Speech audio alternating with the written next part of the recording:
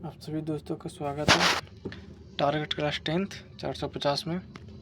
तो आप लोग का एग्ज़ाम का डेट फरवरी में निकल गया है। फरवरी में तो आप लोग एग्ज़ाम में लग जाइए ज़ोरों शोरों से और अच्छे से अच्छा नंबर लाने की कोशिश कीजिएगा।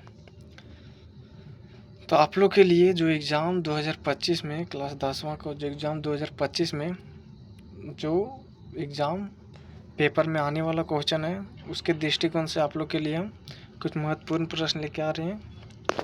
ये जो एग्ज़ाम हुआ था ना 2009 में, तो उसमें जो सोशल साइंस का जो पेपर था ना, उसमें जो पूछा गया सवाल है वो सभी सवाल है जो आप लोग का 2025 में भी आने का बहुत संभावना है। तो आइए हम लोग क्वेश्चन को देखते हैं। जो सिर्फ महत्वपूर्ण प्रश्न रहेगा हम उसी को बताएंगे, और जो उतना महत्वपूर्ण नहीं रहेगा उसको हम नहीं बताएंगे। तो आप लोग पढ़िएगा दो तीन बार और समझने का कोशिश कीजिएगा। यहाँ पे बोला है क्वेश्चन, अगर हम देखें यहाँ पे बोला है अथवा तकनीकी और समाज में आए उन बदलावों के बारे में बताइए जिनके चलते 18वीं सदी में यूरोप में उपन्यास पढ़ने वालों की संख्या में वृद्धि हुई। मतलब तकनीकी और समाज में आए बदलाव, मतलब तकनीक मतलब अलग प्रकार का मशीन निकाला गया तो समाज में बदलाव आए। तो इसी प्रकार बोला है 18वीं सदी में यूरोप में उपनिवेश पढ़ने वालों की संख्या में वृद्धि कैसे हुई। तो उसके बारे में हम लोग को जानना है कि 18वीं सदी में तकनीकी और समाज में बदलाव आने के कारण वहाँ पे उपन्यास जो पढ़ते थे ना, उनकी संख्या में वृद्धि कैसे हुई। तो यहाँ पे हम लोग देखें तो बोल रहा है आंसर में बोल रहा है 18वीं सदी में मुद्रण के आविष्कार के उपन्यास को लोकप्रिय बना दिया, क्योंकि अब उपन्यासों का थोक उत्पादन सुगम हुआ, मतलब आसान हुआ था। प्राचीन कला में पांडुलिपियाँ हस्तलिखित होती थी, अतः उनकी उपलब्ध सीमित होती थी। मतलब यहाँ पे बोल रहा है 18वीं सदी में मुद्रण। अब आप लोग मुद्रण के मतलब ये नहीं समझिएगा कि मुद्रण के मतलब यहाँ पे पैसा बोल रहा है। ऐसे मुद्रण का मतलब यहाँ पैसा नहीं हो रहा है। मुद्रण का मतलब होता है जिस समय में, मतलब जो पत्रिकाएं बुक जो छापा जा रहा था ना, छापा जा रहा था, तो उस समय में, जिस समय में लिखा जा रहा था, तो उस समय के अंतराल, उस समय के बीच को हम लोग क्या कहते हैं, मुद्रण क्या कहते हैं, मुद्रण। तो आप लोग मुद्रण के मतलब पैसा मत समझिएगा। मुद्रण के मतलब आप लोग समझ गए, जिस समय पुस्तक छापा जा रहा था ना तकनीकी की सहायता से, उसके मतलब अंतराल में जिस समय छापा जा रहा था उस समय को मुद्रण कहा गया है। तो यहाँ बोला है 18वीं शताब्दी में मुद्रण के आविष्कार के उपन्यास को लोकप्रिय बना दिया गया।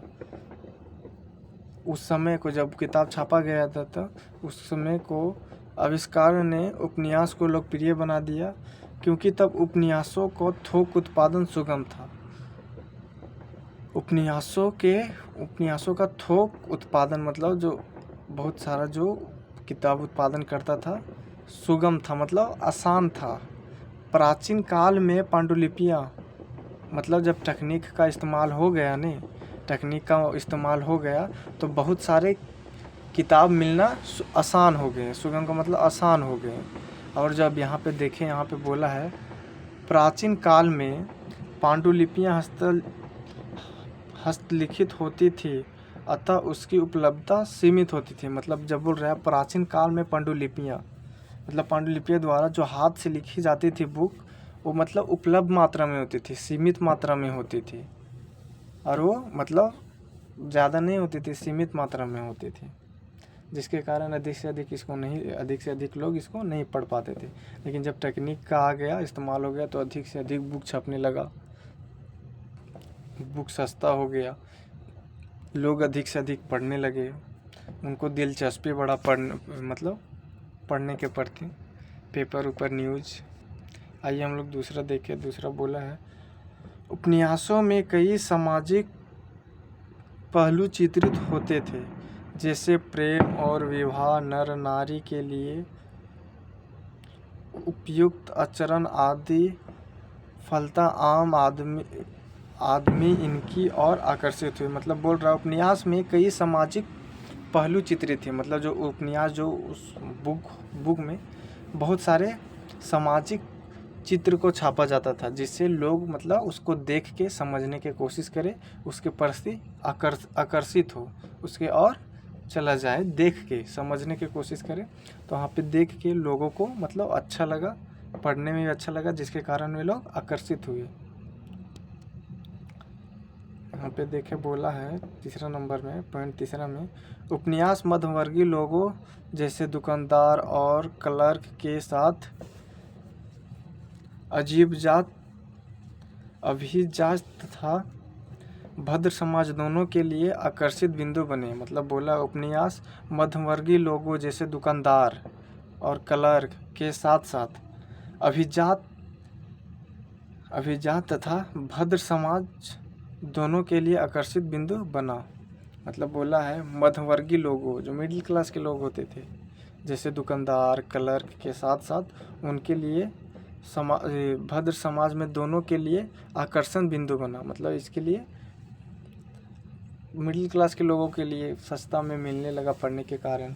चित्रित उसमें सामाजिक चित्र बनाया होता था, विवाह का, नर नारी, उत्साह का, तो वही त्यौहार का, तो जिसके कारण लोग आकर्षित हुए। चौथा पॉइंट देखें तो चौथा पॉइंट यहाँ पे बोला है उपन्यासों में न केवल सामाजिक बुराइयों पर हमले किए गए, परंतु उसमें मुक्ति पाने के लिए उपाय भी सुझाए गए, ताकि उन्हें सभी प्रकार के लोग पसंद कर सके। बोला है उपन्यास में न केवल सामाजिक बुराइयों, मतलब सामाजिक बुराइयों जैसे अंधविश्वास, यही सब हो गया, अंधविश्वास पर हमले किए गए। बोला इसमें ना केवल बुराइयों, सामाजिक बुराइयों पर हमले किए गए हैं, परंतु इसमें मुक्ति पाने के लिए उपन्यास भी सुझाए गए हैं। मुक्ति पाने के लिए इसमें तरीके भी बताए गए हैं, ताकि उन्हें सभी प्रकार के लोग पसंद करें, ज़्यादा से ज़्यादा उस बुक को पसंद करें। पांचवा पॉइंट बोला है उपन्यास मध्यवर्गीय लोगों जो थे, मध्यवर्ग के लोग थे जो, उनमें मनोरंजन का एक लोकप्रिय माध्यम बन गया। मनोरंजन का एक लोकप्रिय माध्यम बन गया। जैसे भी बच्चे लोग को भी क्या पसंद है, फ्री फायर खेलना है। अभी उन लोग के लिए मनोरंजन क्या है, फ्री फायर खेलना है। उसी प्रकार यहाँ पे जब प्राचीन काल में मध्यवर्गीय लोगों में मनोरंजन का एक लोकप्रिय माध्यम क्या था, वही मुद्रण के माध्यम से लोगों को बहुत कुछ पढ़ने को मिलता था। उसमें चित्रित होने के कारण लोगों को समझने में आसान होता था, देखने में अच्छा लगता था। सातवां पॉइंट देखे तो बोल रहा है अधिकतर उपन्यासकारों ने जनभाषा अर्थात लोगों द्वारा प्रयुक्त भाषा का प्रयोग किया। मतलब अधिकतर मतलब जो लिखते थे, बुक को जो लिखते थे उपन्यासकारों ने अपना मातृभाषा का और लोगों द्वारा जो प्रयुक्त भाषा, मतलब लोगों द्वारा जो चुने गए भाषा हो, उनके द्वारा वही भाषा को प्रयोग किया गया बुक लिखने में। तो आप लोग का यहाँ पे एक क्वेश्चन कंप्लीट होता है। क्या था,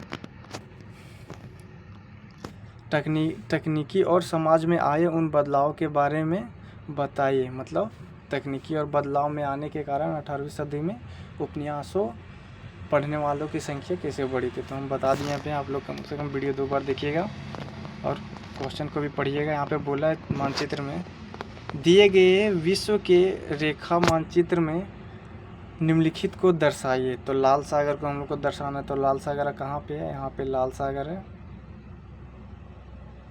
वो एशिया और अफ्रीका को जो अलग करता है कौन, लाल सागर। ये लाल सागर है, एशिया और अफ्रीका को अलग करता है लाल सागर। यहाँ पे दिया है इटली, तो इटली कहाँ पे है, यूरोप में है। कहाँ पे है, यूरोप में है। तो आप लोग देख लीजिएगा, मानचित्र में बैठा लीजिएगा, जिससे आप लोग का 5 नंबर का प्रश्न आएगा मानचित्र से। यहाँ पे बोला है 8वां नंबर क्वेश्चन, समाप्यता के आधार पर संसाधन का वर्गीकरण करें। मतलब बोला है समाप्यता पे, मतलब समाप्यता मतलब समय के साथ जो समाप्त हो जाएगा उसके आधार पे बोला है। तो समाप्यता के आधार पे संसाधन 2 है, नवीकरणीय संसाधन, नवीकरणीय संसाधन और अनवीकरणीय संसाधन। कौन कौन है? नवीकरणीय संसाधन और अनवीकरणीय संसाधन। ये आप लोग को 2 नंबर में क्वेश्चन पूछे जाएगा। नवीकरणीय संसाधन या तो अनवीकरणीय संसाधन, ये दोनों में से एक क्वेश्चन आप लोग का 2 नंबर में पक्का आएगा। तो आप लोग मिलेगा, आप अगला वीडियो में आप लोग को बता देंगे नवीकरणीय संसाधन क्या होता है और अनवीकरणीय संसाधन क्या होता है, उसके उदाहरण कुछ। नवीकरणीय संसाधन में होते कि वैसे संसाधन होते नवीकरणीय संसाधन में जो कितना बार भी उस वस्तु को, उस संसाधन को उपयोग कर ले लेकिन वो समाप्त नहीं होगा। वैसे संसाधन जो प्रयोग करने के पश्चात भी पुनः प्रयोग किया जाता है, जो कभी समाप्त ना हो, उसे हम नवीकरणीय संसाधन कहेंगे। और अनवीकरणीय संसाधन वैसे संसाधन जो प्रयोग करने के पश्चात एक समय में समाप्त हो जाएगा, उसे हम अनवीकरणीय संसाधन कहेंगे। तो नवीकरणीय जो कभी समाप्त नहीं होगा तो क्या हो जाएगा? पवन, वायु, सूर्य का प्रकाश। और अनवीकरणीय जो समाप्त हो जाएगा तो क्या होगा? कोयला, पेट्रोलियम, ये सब जो समाप्त हो जाएगा। और यहाँ पे बोला है 9 नंबर क्वेश्चन देख लीजिए, आप लोग का 2 नंबर में आ सकता है ये। रबर उत्पादन 2 राज्यों का नाम बताए। तो केरल रबर उत्पादन में सबसे आगे है, चूँकि रबर उत्पादन की सभी दशाएं वहाँ पाई जाती है। मतलब बोला है रबर उत्पादन में केरल जो है सबसे आगे है, क्योंकि वहाँ पे जिस प्रकार भौगोलिक होना चाहिए, स्थिति होना चाहिए, मिट्टी होना चाहिए, वो सभी उपलब्ध है। कहाँ पे? केरल में। इसलिए यहाँ पे रबर की उत्पादन सबसे ज़्यादा होती है। दूसरा राज्य बोला है कर्नाटक है, वहाँ भी रबर की अच्छी खेती की जाती है। 10 नंबर क्वेश्चन बोल रहा है, 2-3 नंबर के लिए आप लोग का इम्पोर्टेंट है, देख लीजिए। आधारभूत उद्योग 2 नंबर के लिए इम्पोर्टेंट है। आधारभूत उद्योग क्या होता है? तो वैसे संसाधन जो दूसरे उद्योग के वैसे उद्योग जो दूसरे उद्योग के आधार पे निर्भर होते हैं। मतलब ऐसे संसाधन जो दूसरे उद्योग बोला है, तो ऐसे उद्योग जो दूसरे उद्योग के आधार पे आधारित होता है। जैसे में देखें आधारभूत उद्योग कहा जाता है, उन्हें आधारभूत उद्योग कहते हैं। जैसे में देखें तो लोहा उद्योग हो गया, गंधक अम्ल जैसे रसायन उद्योग आदि। यहाँ पे बोला आधारभूत, जैसे लोहा आधारभूत उद्योग है, क्योंकि अभी देखिएगा अभी के ज़माना में कुछ भी हो, फैक्ट्री हो या आदि भी, घर बनाना हो, कुछ भी हो, तो उसमें किसी भी प्रकार का कुछ कार्य करना हो तो उसमें अधिकतर लोहे का उपयोग किया जाता है। तो आधारभूत, जैसे घर बनाना हो तो घर के आधार के लिए हम लोग को क्या करना पड़ता है? बीम डालना पड़ता है। बीम में क्या होता है? लोहा होता है। तो जिसे हम लोग आधारभूत के रूप में देख सकते हैं। तो आप लोग समझ गए आधारभूत उद्योग। वैसे उद्योग जो दूसरे उद्योग के आधार पे निर्भर होता है, उसे हम आधारभूत उद्योग कहते हैं। 11वां नंबर देखिए। 11वां नंबर आप लोग के लिए उतना इम्पोर्टेंट नहीं है, फिर भी आप लोग को देखना होगा तो देख लीजिएगा। ये इम्पोर्टेंट नहीं है आप लोग के लिए, समन्वय और मिनी इस्पात।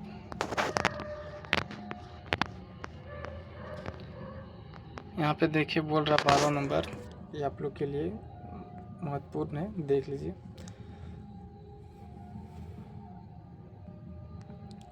बोला है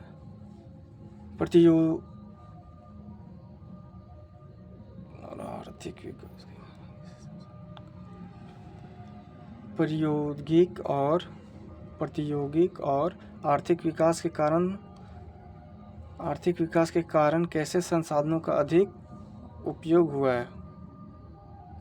मतलब नए जो कारखाने, फैक्ट्री आदि जो इसका निर्माण हुआ है, उसके आर्थिक विकास के कारण संसाधनों का अधिक उपयोग हुआ, मतलब नए नए फैक्ट्री वहाँ पे विकास हुआ, अलग अलग प्रकार की वस्तुओं का निर्माण कराया गया और उसके कारण संसाधनों का अधिक उपयोग हुआ, नए नए वस्तुओं को निर्माण किया कराया गया, जिससे लोगों को काफ़ी अच्छा लगा, पसंद किए, तो उससे अधिक उसमें उपयोग, लोग उसको बहुत ज़्यादा उपयोग किए। तो यहाँ पे देखिए बोल रहा है प्रौद्योगिकी और आर्थिक विकास के कारण संसाधनों का अधिक उपयोग को निम्नलिखित रूप से देखा जा सकता है। बोला है प्रौद्योगिक और आर्थिक विकास के कारण बड़ी बड़ी एवं जटिल मशीन का प्रयोग शुरू हुआ। हस्तचलित लीवर आप पुली आदि बेकार हो गए। मतलब जो पहले के समय प्राचीन समय में हाथ से जो वस्तु बनाया जाता था, लीवर या पुली आदि के सहायता से बनाया जाता था, वो सब बेकार हो गए और नए नए कारखाने, फैक्ट्री का, प्रौद्योगिकी का और आर्थिक विकास के कारण बड़ी बड़ी जटिल मशीनों का निर्माण कराया गया और लघु उद्योग की स्थापना बड़ी बड़ी कार्यालयों, मतलब बड़ी बड़ी फैक्ट्री में निर्माण कर दिया गया, कारखाने में निर्माण कर दिया गया। यहाँ पे देखिए बोला है जो परिवार पहले संपूर्ण घरेलू उद्योग को धन और प्रबंधन प्रदान करता था, अब वह बड़े उद्योग के लिए कार्य करने लगा। मतलब जो परिवार जो वहाँ मतलब लोग रहते थे वहाँ पे, उनके अगल बगल के जो परिवार रहते थे, पहले संपूर्ण घरेलू उद्योग को धन और प्रबंधन प्रदान करता था, अब वह बड़े उद्योगों के लिए कार्य करने लगे। मतलब जहाँ पे पहले काम करते थे पे सिर्फ धन और प्रबंधन उनके उपयोग तक ही होते थे, लेकिन अब वहाँ बड़े उद्योग के लिए कार्य करने लगे। जब बड़ा बड़ा फैक्ट्री खुला तो लोग वहाँ पे कार्य करने लगे। दूसरा नंबर देखिए, दूसरा बोला अद्यपि मशीन युग के शुरुआत में भारत में बेरोजगारी बढ़ी, किंतु मशीन उत्पादन बढ़ने के नए नए उद्योग की स्थापना की गई, अधिकतर लोग को रोजगार मतलब अधिकतर लोगों को रोजगार मुहैया कराया गया, रोजगार मिला। शुरुआत में जब मशीन मतलब कारखाने फैक्ट्री लगाया जा रहा था तो बहुत सारे लोग बेरोजगार हो गए थे, क्योंकि तब लोग हाथ से काम करते थे शुरुआत में। लेकिन जब मशीनों के उत्पादन बढ़ने लगे, बहुत सारे फैक्ट्री खुला, बहुत सारे वस्तुओं का उत्पादन बढ़ने लगा, बहुत सारे फैक्ट्री तो बहुत सारा उत्पादन भी होगा, बढ़ने के लिए नए नए उद्योग का स्थापना किया गया। और जब नए नए उद्योग खुलेगा तो वहाँ पे बहुत सारे श्रमिकों, जो वहाँ मतलब काम करने वालों की संख्या चाहिए बहुत सारे, तो वहाँ पे उसी के कारण बहुत सारे लोगों को रोज़गार मिल गया। फैक्ट्री खुला है, जाहिर सा बात है, जब फैक्ट्री खुलेगा बहुत सारा तो वहाँ पे अधिक उत्पादन के लिए लोगों की आवश्यकता होगी काम के लिए, तो वही जब लोगों को काम मिलने लगा तो अधिकतर लोग को रोज़गार पुनः मिल गया। तीसरा नंबर पॉइंट देखिए तो बोल रहा है उद्योग के प्रारंभ में देश की अर्थव्यवस्था बदलने लगी, अब वह मुद्रा पे आधारित होने लगी, वस्तु विनिमय प्रणाली पूरी तरह समाप्त हो गई, ग्रामीण अर्थव्यवस्था जो अपने आप में एक पूर्ण अर्थव्यवस्था थी लुप्त हो गई। इसका प्रभाव सामाजिक क्षेत्र भी पड़ा, अब जाति पर आधारित रोजगार की प्रथा नहीं रही, कोई भी व्यक्ति अब अपना इच्छानुसार कोई व्यवसाय कर सकता है। मतलब बोला है उद्योग के शुरुआत में देश की अर्थव्यवस्था बदलने लगी, जब नए नए फैक्ट्री खुला तो वहाँ विकास होने लगा, तो उसका वहाँ अर्थव्यवस्था बदलने लगा, पैसा आने लगा। अब यह मुद्रा पे आधारित होने लगे। मतलब जब पहले के ज़माना में होता था वस्तु विनिमय प्रणाली में होता था जैसे आप लोग 2 दोस्त हो गए हैं, तो आपको चावल की आवश्यकता है और उसको गेहूँ की आवश्यकता है। तो उसके पास ज़्यादा गेहूँ है और आपके पास ज़्यादा चावल है, तो चावल वो आपको दे दे, गेहूँ वो आपको दे देगा, आपका दोस्त गेहूँ आपको दे देगा और आप चावल उसको दे दीजिएगा। तो मतलब एक वस्तु के बदले में दूसरे वस्तु का आदान प्रदान होता है, तो वो जगह वस्तु विनिमय प्रणाली। तो वो जब फैक्ट्री का निर्माण कराया गया, अर्थव्यवस्था बदलने लगा, वृद्धि होने लगा, तो वो सब विनिमय प्रणाली जो था वो समाप्त होने लगा और ये मुद्रा पर आधारित हो गया। मतलब पैसा पे आधारित हो गया, वस्तु विनिमय प्रणाली को समाप्त हो गई। ग्रामीण अर्थव्यवस्था जो अपने आप में एक पूर्ण अर्थव्यवस्था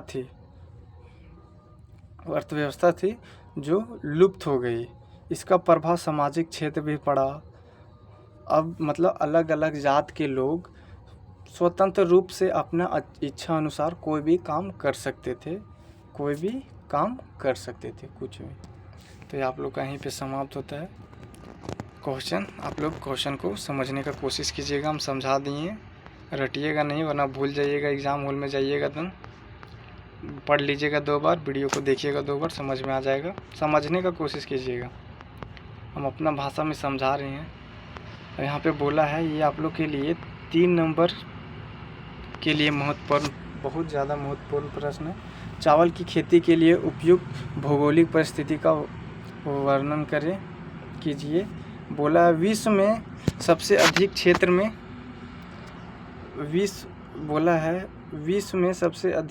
में चावल उपजाने का कार्य भारत में होता है। कहाँ होता है? भारत में होता है। इसे खरीफ फसल के मौसम में उपजाया जाता है। चावल की खेती के लिए गर्म तथा आर्द्र जलवायु की आवश्यकता होती है। इसके लिए समान तापमान 25 डिग्री से अधिक तापमान हो, तो 25 डिग्री जो होता है वो समान तापमान होता है, तो 25 डिग्री से अधिक होना चाहिए तापमान, तथा 100 सेंटीमीटर से अधिक वर्षा की आवश्यकता होती है। यह उष्ण कटिबंधीय जलवायु प्रदेश की उपज है। कम वर्षा वाले क्षेत्र में भी सिंचाई की सुविधा चावल की खेती की जाती है। मतलब जहाँ पे वर्षा नहीं होता तो वहाँ पे सिंचाई करके चावल उगल का खेती की जाती है। और यह जलोढ़ मिट्टी में चावल की खेती चावल की खेती के लिए बहुत ज़्यादा उपयोगी होती है। और भारत में चावल की खेती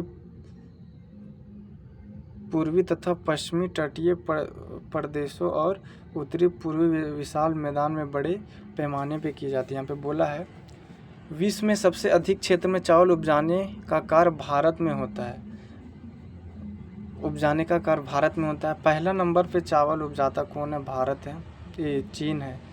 पहला नंबर पे कौन है? चीन है। दूसरा पे भारत है।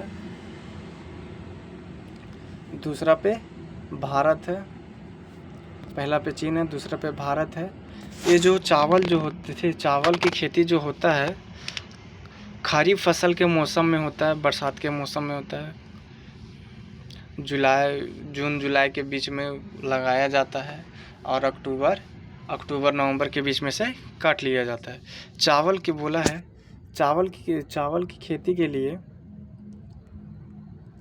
खेती के लिए गर्म तथा आर्द्र जलवायु की आवश्यकता होती है। गर्म और थोड़ा आर्द्र जलवायु, थोड़ा नमी वाला भी इसकी आवश्यकता होती है। इसके लिए तापमान जो होना चाहिए 25 डिग्री से अधिक होना चाहिए समान तापमान, और वर्षा 100 सेंटीमीटर से अधिक वर्षा की आवश्यकता होती है। और ये उष्णकटिबंधीय वायु प्रदेश में उपजाया जाता है। और चावल के लिए सबसे उपजाऊ मिट्टी माना जाता है वो कौन होता है? तो जलोढ़ मृदा होती है। और भारत में सबसे ज़्यादा चावल कहाँ होता है? तो पश्चिम बंगाल में होता है। कहाँ? वेस्ट बंगाल में। कहाँ? भारत में सबसे ज़्यादा चावल की खेती कहाँ होता है? वेस्ट बंगाल में होता है।